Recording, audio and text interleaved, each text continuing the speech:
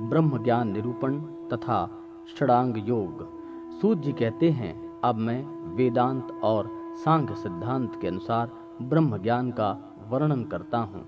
मैं ही ज्योतिर्मय परब्रह्म स्वरूप विष्णु हूँ। ऐसा चिंतन करते हुए सूर्य, हृदयाकाश और वह्नि में एक ही ज्योति तीन रूप में स्थित है, ऐसा निश्चय करना चाहिए। जैसे गायों के शरीर में घृत रहने पर भी घृत गाय को बल प्रदान नहीं करता, परंतु उसी घृत को निकालकर विधि के अनुसार गायों के निमित्त प्रयोग करने पर वह घृत महाबलप्रद हो जाता है, वैसे ही विष्णु सभी जीवों के शरीर में विद्यमान रहने पर भी बिना आराधना के कल्याणकारी नहीं हो सकते। जो योग रूप वृक्ष पर चढ़ने की इच्छुक है और उसके लिए ज्ञान कर्म आवश्यक है, किंतु जो योगी पुरुष वृक्ष पर आरूढ़ हो चुके हैं उनके लिए त्याग और वैराग्य की आवश्यकता है एवं ज्ञान ही महत्वपूर्ण हो जाता है। जो शब्दादि विषयों को जानने की इच्छा करता है उसमें राग द्वेषादि प्रादुर्भूत हो जाते हैं। इसी कारण मनुष्य लोभ, मोह तथा क्रोध के वशीभूत होकर पापाचार करता है। जिसके हाथ, उपस्थ, उदर और वाक्य ये चार सुसंयत रहते हैं, वही बुद्धिमानों के द्वारा विप्र कहा जाता है। जो दूसरों के द्रव्य को हरण नहीं करते, हिंसा नहीं करते, जुए में अनुरक्त नहीं रहते, वास्तव में उन्हीं के दोनों हाथ सुसंयत रहते हैं। जो दूसरों की स्त्री के प्रति कामना भाव नहीं रखता, उसी के उपस्थेंद्रिय सुसंयत होते हैं। जो लोभ रहित होकर परिमित भोजन करते हैं, उन्हीं के उदर को संयत कहा जाता है। जो हित, परिमित और सत्य वाक्य बोलता है, उसी की वाणी संयत कही जाती है। जिनके हाथ आदि संयत रहते हैं, उनके लिए तपस्या का, यज्ञादि का कोई प्रयोजन नहीं होता। अर्थात तपस्या, यज्ञ आदि तभी सफल होते हैं जब हाथ, उपस्थ, उदार एवं वाक्य संयत हो। मन, बुद्धि और इंद्रियों का अत्यंतिक ऐसा अर्थात सदा ध्येय तत्व में लगा रहना ध्यान कहलाता है। वह ध्यान दो प्रकार का होता है, सबीज तथा निर्बीज। चिंतन की मूल आधार शक्ति बुद्धि भवों के मध्य भाग में रहती है। इसे यदि जीव विषयों में लगाए रहता है तो यही जागृत अवस्था में होती है। जब जीव की इंद्रियां शांत हो जाती हैं, केवल मन चंचल हो और इसी कारण बाहरी एवं भीतरी विषयों को केवल स्वप्न में जीव देखता रहे, तो यही स्वप्नावस्था होती है। जब मन हृदय में स्थित हो तथा तमोगुण से मोहित होने के कारण कुछ भी स्मरण न कर सके, तब सुसुप्ति अवस्था समझनी चाहिए। जो इंद्रिय होते हैं उनको जागृत अवस्था में तंद्रा, मोह और भ्रम नहीं उत्पन्न होता। वह शब्दार्थ विषयों में आसक्त नहीं होता। ज्ञानी इंद्रियों और मन को विषयों में खींचकर बुद्धि के द्वारा अहंकार को एवं प्रकृति के द्वारा बुद्धि को संयत कर और चित्त शक्ति के द्वारा प्रकृति को भी संयत कर केवल आत्म स्वरूप में अवस्थित रहता है। इस स्थिति में ज्ञानी मन में स्वप्रकाश आत्मा को देख सकता है। आत्मा स्वप्रकाश है, ज्ञेय है, ज्ञाता है और ज्ञानाधिकरण है। चिद्रूप, अमृत, शुद्ध, निष्क्रिय, सर्वव्यापी, शिवप्रद आत्मा को जानकर मनुष्य तुरीय अवस्था में आ जाता है। इसमें संशय नहीं है। जीव का अंतिम लक्ष्य मुक्ति है। वह मुक्ति जीवन को तभी प्राप्त होती है जब वह पुर्याष्टक एवं त्रिगुणात्मक का प्राकृतिक परित्याग कर देता है। यह पुर्याष्टक एक कमल के रूप में माना गया है। संसारावस्था में जीव इसी कमल रूपी पुर्याष्टक की कर्णिका में स्थित रहता है। तीनों गुण सत्व, रज एवं तम की साम्यावस्था स्वरूप प्रकृति ही पुर्याष्टक रूपी कमल की कर्णिका है। इस पुर्याष्टक रूप कमल के 8 पत्र दल हैं। ये हैं शब्द, स्पर्श, रूप, रस, गंध, सत्व, रज तथा तम। इस प्रतीकात्मक वर्णन का निष्कर्ष यह है कि जीव को मुक्ति प्राप्त करने के लिए प्रकृति से स्वयं को अलग करना अनिवार्य है। इसके हेतु शब्द आदि विषयों के प्रति अनासक्त होना होगा। प्राणायाम, जप, प्रत्याहार, धारणा, समाधि और ध्यान ये 6 योग के साधन हैं। इंद्रिय संयम के पापाक्षय और पापाक्षय से देव प्रीति सुलभ होती है। देव प्रीति मुक्ति एवं मुक्ति साधन की ओर उन्मुक्त होने के लिए प्रथम एवं अनिवार्य साधन है। योग का मुख्यतम साधन है प्राणायाम। यह 2 प्रकार का है, गर्भ और अगर्भ। जप और ध्यान युक्त जो प्राणायाम है वही गर्भ प्राणायाम है और इसके अतिरिक्त होने पर अगर्भ प्राणायाम कहा जाता है। जो प्राणायाम 36 मात्रा से युक्त रहता है वही श्रेष्ठ है, जो 24 मात्रा से युक्त रहता है वह मध्यम है और जो प्राणायाम 12 मात्रा से युक्त रहता है वह निम्न है। सदा ओंकार का जाप कर प्राणायाम करें। ओंकार परब्रह्म का वाचक है। इस परब्रह्म वाचक ओंकार का परिज्ञान होने पर वाच्य ब्रह्मा प्रसन्न हो जाते हैं। ओम नमो विष्णवे इस षडाक्षर को द्वादशाक्षर गायत्री का जाप करना चाहिए। सभी इंद्रियों की प्रवृत्ति संसार विषयों की ओर रहती है। मन के द्वारा इन प्रवृत्तियों की निवृत्ति को ही प्रत्याहार कहा गया है। इंद्रियों के अपने विषय से समाहरण कर मन को बुद्धि के साथ प्रत्याहार में स्थित रखते हुए 12 बार प्राणायाम करने में जितना समय लगता है उतने समय तक ब्रह्मा में मन को निविष्ट करना ही द्वादश धारात्मक ध्यान है। ऐसे ब्रह्मा ने कहा है, नियत रूप से ब्रह्माकार वृत्ति में जो संतुष्टि का अनुभव होता है उसी को समाधि कहा जाता है। ध्यान करते करते यदि मन चंचल नहीं होता, सदा ध्यान में ही प्रवृत्त रहता है, अर्थात अभिष्ट प्राप्ति तक ध्यान से निवृत्त नहीं होती, तो इसी का नाम धारणा है। मन यदि ध्येय तत्व में ही आसक्त रहता है, अर्थात ध्येय तत्व का ही चिंतन सदा होता रहता है, अन्य किसी भी पदार्थ का भान नहीं होता, तो इसी को ध्यान कहा जाता है। ध्यान पारायण मुनिगण ध्येय पदार्थ का चिंतन करते करते जब मन उसी ध्येय में निश्चल हो जाता है तो इसे ही परम ध्यान कहते हैं। ध्यान करते करते जब सर्वत्र ध्येय पदार्थ दिखाई देने लगे, ध्याता भी ध्येयमय प्रतीत हो और किसी प्रकार का द्वैत ज्ञान नहीं रहे, तो इस अवस्था को समाधि कहा जाता है। जिसका मन संकल्प रहित होकर इंद्रियों के विषय चिंतन से विरक्त हो जाता है तथा ब्रह्म में लीन हो जाता है, वही समाधि में स्थित कहा जाता है। जिस योगी का मन आत्मा में अवस्थित परमात्मा का ध्यान करते करते तन्मय हो जाता है, वह योगी समाधिष्ठ कहा जाता है। चित्त की अस्थिरता, भ्रांति, दौर्मनस्य, प्रमाद ये सभी योगियों के दोष कहे जाते हैं। ये योग में विघ्न कारक हैं। मन के स्थिर होने के लिए प्रथम ध्येय को स्थूल स्वरूप का चिंतन करे। इसके बाद मन के निश्चल होने पर तेज स्वरूप परमात्मा के अनुरक्त होकर स्थिर हो जाना चाहिए। जगत में परमात्मा के अतिरिक्त कुछ भी नहीं, वह परमात्मा ही विश्व रूप है। इस प्रकार का निश्चय कर परमात्मा से अतिरिक्त सभी पदार्थों को असत मानकर उनका परित्याग कर देना चाहिए। हृदय पद्म में स्थित ओमकार रूपी व्यापक पर ब्रह्म का ध्यान करना चाहिए। क्षेत्र और क्षेत्रज्ञ से रहित 3 मात्रा से युक्त ओमकार का जप करना चाहिए। प्रथम अपने हृदय में ओमकार स्वरूप प्रधान पुरुष का ध्यान करे। इसके बाद उसके ऊपर कृष्ण वर्ण, रक्त वर्ण तथा श्वेत वर्ण वाले तमोगुण, रजोगुण और सत्वगुण के 3 मंडलों का ध्यान कर उसमें जीवात्मा पुरुष का ध्यान करे। मंडल के ऊपर ऐश्वर्य आदि 8 गुणों से युक्त अष्टदल कमल की भावना की जाती है। इस कमल की कर्णिका का ज्ञान है, केसर विज्ञान, नाल वैराग्य है एवं इसका कंद वैष्णव धर्म है। मुक्ति साधन व्यक्ति इस हृदय पद्म की कर्णिका में स्थित प्राण स्वरूप ब्रह्मा का ध्यान चेतन, निश्चल तथा व्यापक रूप में करे। इस ओमकार स्वरूप ब्रह्म का ध्यान करते करते यदि कोई प्राणों का परित्याग कर देता है तो वह ब्रह्म सायुज्य प्राप्त कर लेता है। योगी देहगत पद्म के माध्यम में हरि को बैठाकर भक्ति भाव से उनका ध्यान करें। कुछ लोग ध्यान रूपी चक्षु से आत्मा को देखते हैं। सांख्य दर्शन वेत्ता लोग प्रकृति पुरुष के विवेक से तथा योग वेत्ता योग के प्रभाव से आत्मदर्शन करते हैं। आत्मा ज्ञान रूप है। वास्तव में ज्ञान का ही महत्व है। ज्ञान ही ब्रह्म का प्रकाश है और ज्ञान ही भवबंधन को काटने वाला है।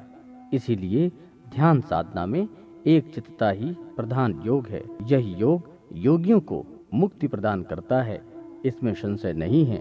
यह एक चित्तता का योग आध्यात्म दर्शन में ही पर्यावसित है। जो इंद्रियादि को जीतकर यज्ञ से प्रदीप्त हो जाता है परमात्मा में अवस्थित इसी योग को मुक्त कहा जाता है।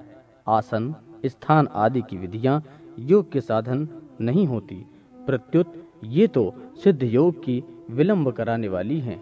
ये सब विधियां साधन के विस्तार मात्र हैं।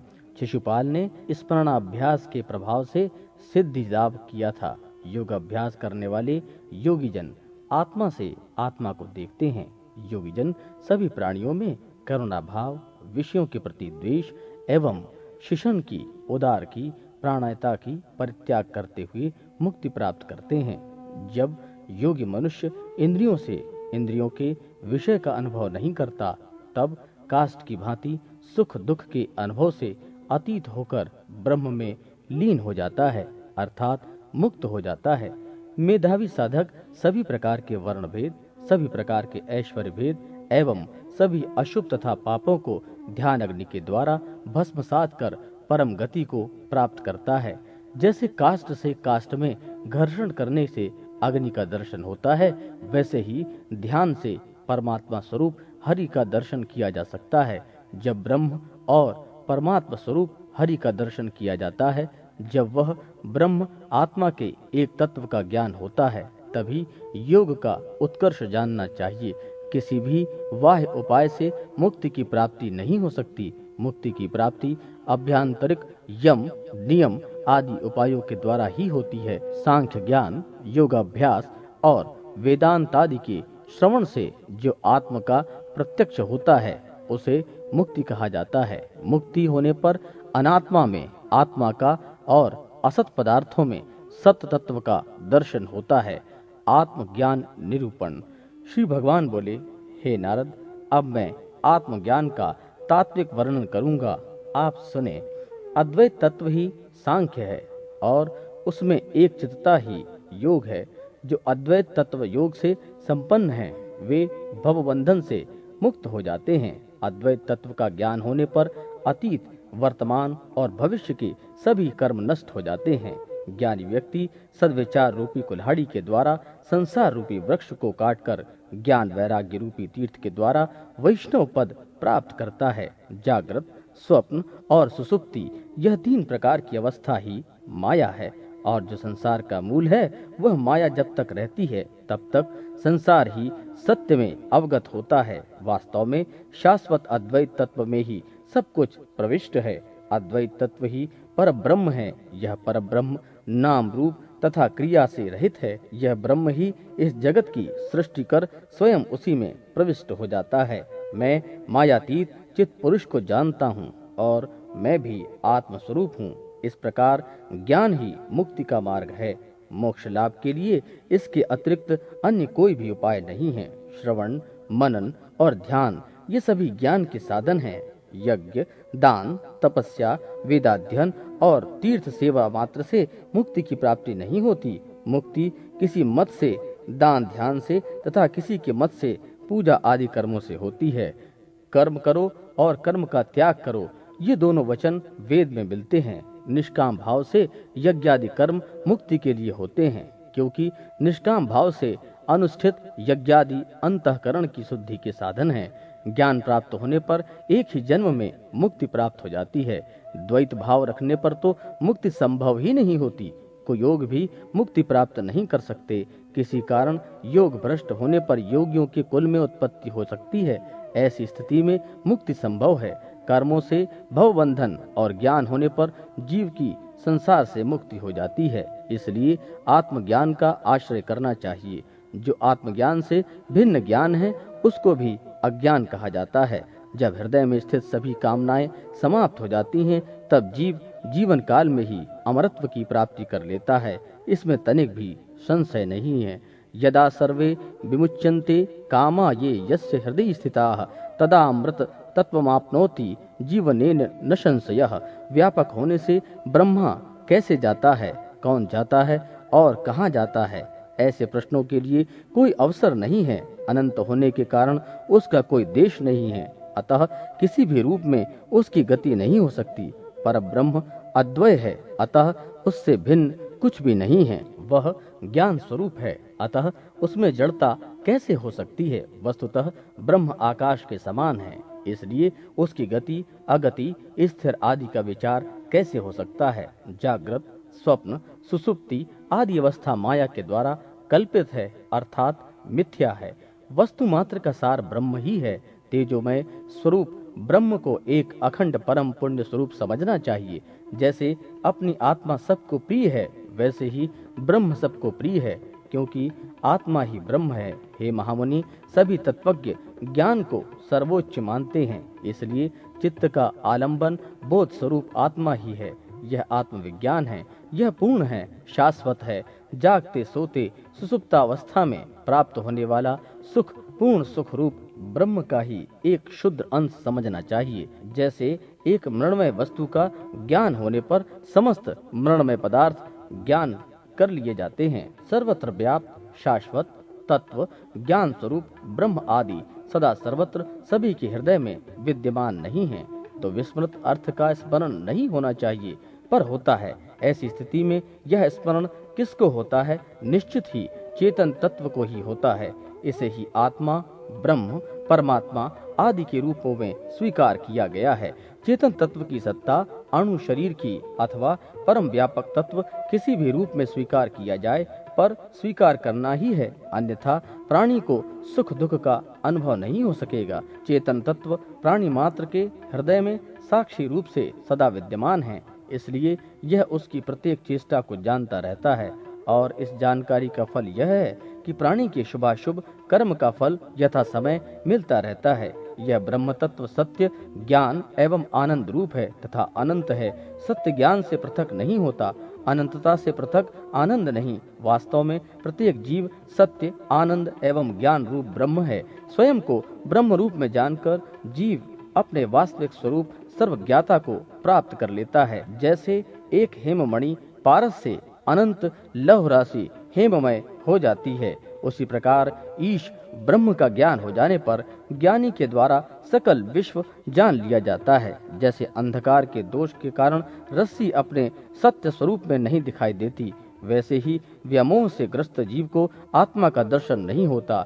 जिस प्रकार प्रत्यक्ष होने पर भी द्रव्य दृष्टि दोष के कारण सही नहीं दिखाई देता, अपितु वह कुरूप प्रतीत होता है, उसी प्रकार आकाश की स्वरूपता के कारण वह आत्म तत्व असत्य एवं पृथक प्रतीत होता है। जैसे रज्जु में सर्प का और सीप में रजत का आभास होता है और मृगमारीचिका में जल का आभास होता है, उसी प्रकार विष्णु में जगत की प्रतीति होती है। जैसे कोई द्विज ग्रहविष्ट होने के कारण मैं शूद्र हूँ ऐसा मानता है और ग्रह बाधा नष्ट होने के पश्चात वही व्यक्ति पुनः ध्यान करता हुआ अपने को ब्राह्मण मानता है, वैसे ही माया के आच्छन्न जीव यह मैं ही हूँ ऐसा स्वीकार करता है। माया रूपी अज्ञान के समाप्त हो जाने पर पुनः वह अपने स्वरूप में मैं परम ब्रह्म हूँ ऐसा मान लेता है। जैसे ग्रह के नाश हो जाने पर उसको मानने वाला प्राणी उसे क्रूर ग्रह के रूप में देखता है, वैसे ही अपने स्वरूप का दर्शन होने पर माया के अभाव में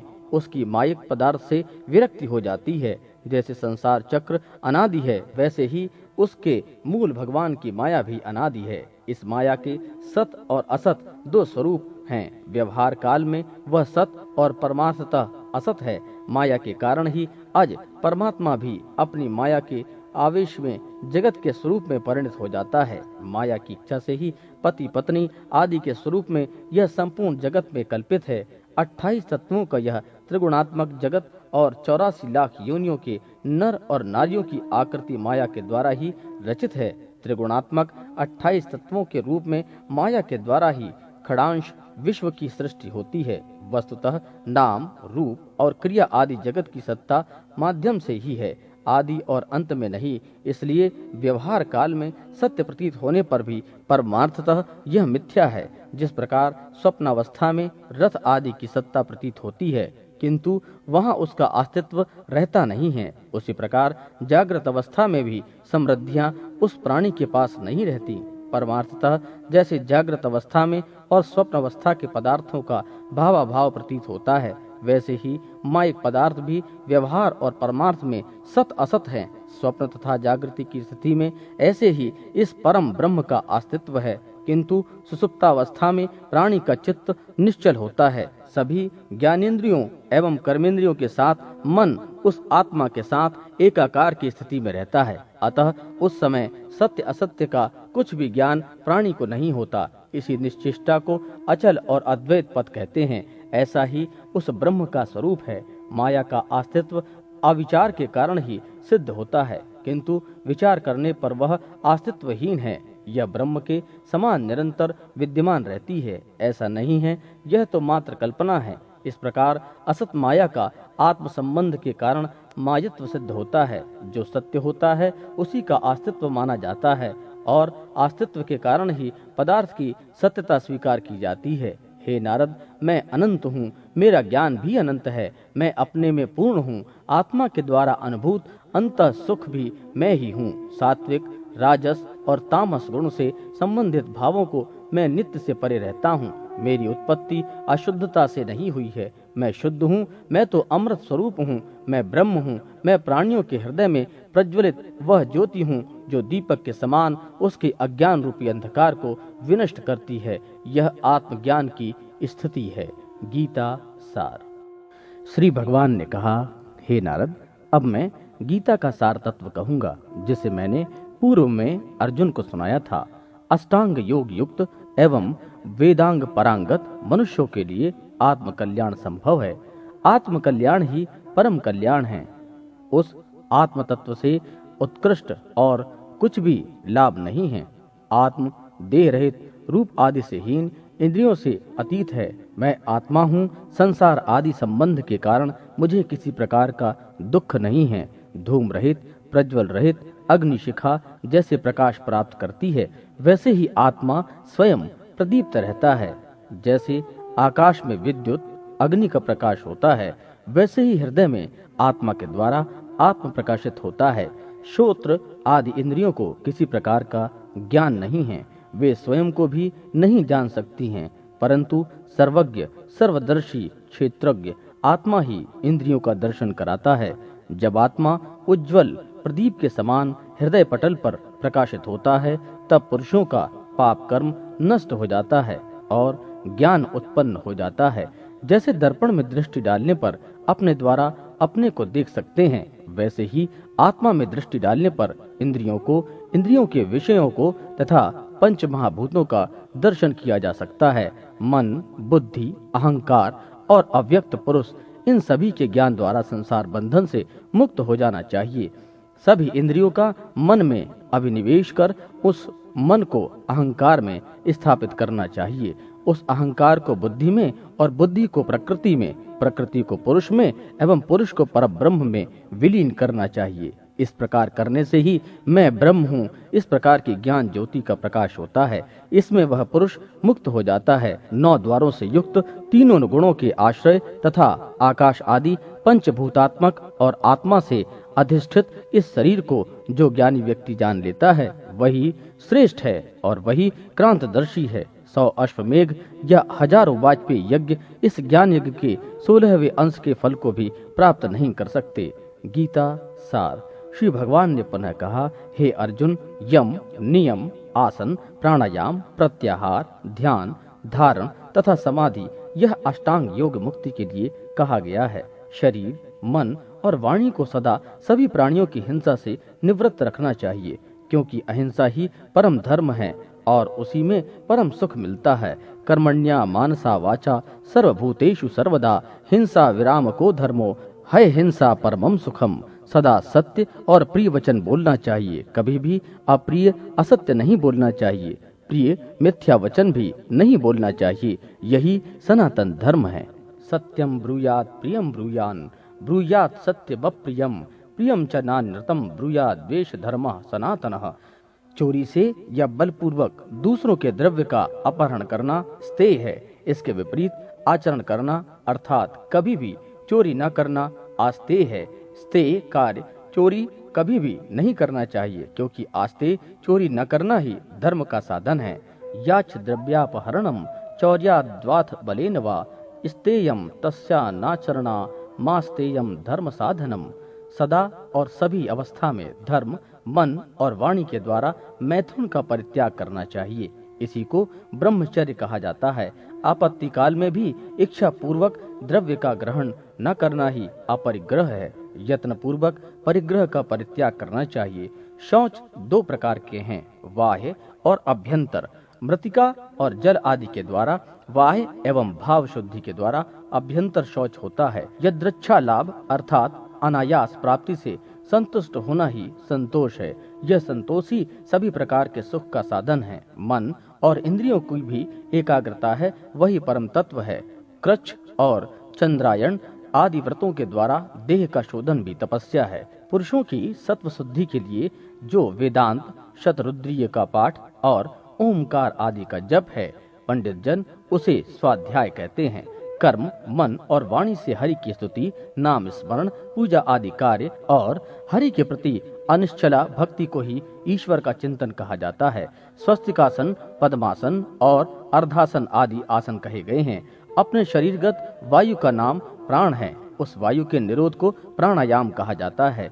हे पांडव, इंद्रियां असद विषयों में विचरण करती हैं, उनको विषयों से निवारित करना चाहिए। साधुगण इस प्रकार के इंद्रिय निरोध को ही प्रत्याहार कहते हैं। मूर्त और अमूर्त ब्रह्म चिंतन को ध्यान कहा जाता है। योगाभ्यास के समय मूर्तिमान और अमूर्त रूप में हरि का ध्यान करना चाहिए। तेजो मंडल के मध्य में शंख, चक्र, गदा तथा पद्मधारी चतुर्भुज कौस्तुभ चिन्ह से विभूषित वनमाली वायु स्वरूप जो ब्रह्म अधिष्ठित है, मैं वही हूँ। इस प्रकार मन को लय करके श्री हरि को धारण करना ही धारणा है।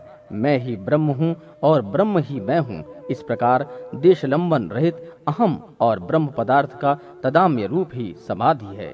ब्रह्म गीता सार।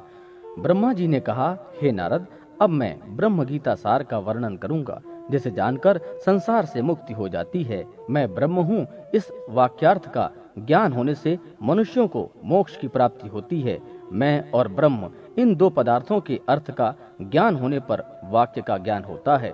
विद्वानों ने इन पदार्थों के अर्थ को वाच्य तथा लक्षण रूप में दो प्रकार का स्वीकार किया है। वाच्य और लक्षण से मिला जुला वाक्यार्थ ही शुद्ध वाक्यार्थ है। वेदों के द्वारा अहम शब्द से एक प्राण पिंडात्मक और दूसरा प्रत्यग रूप आत्मा ही ग्रहित होता है।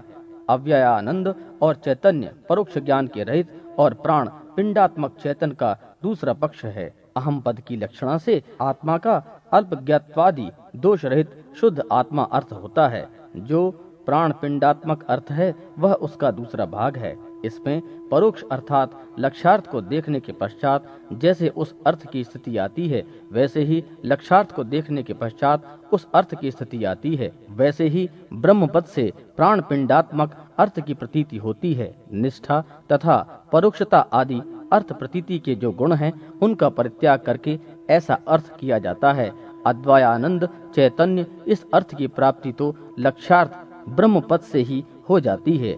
अद्वयानंद चैतन्य को लक्ष्यार्थ रूप में देखकर मैं ब्रह्म हूँ, इन दोनों पदार्थों की सिद्धि ब्रह्म मैं हूँ और मैं ब्रह्म हूँ इन दोनों स्थितियों में होती है। मैं ब्रह्म हूँ इस वाक्य से स्वानुभूति का फलार्थ प्राणी को प्राप्त होता है।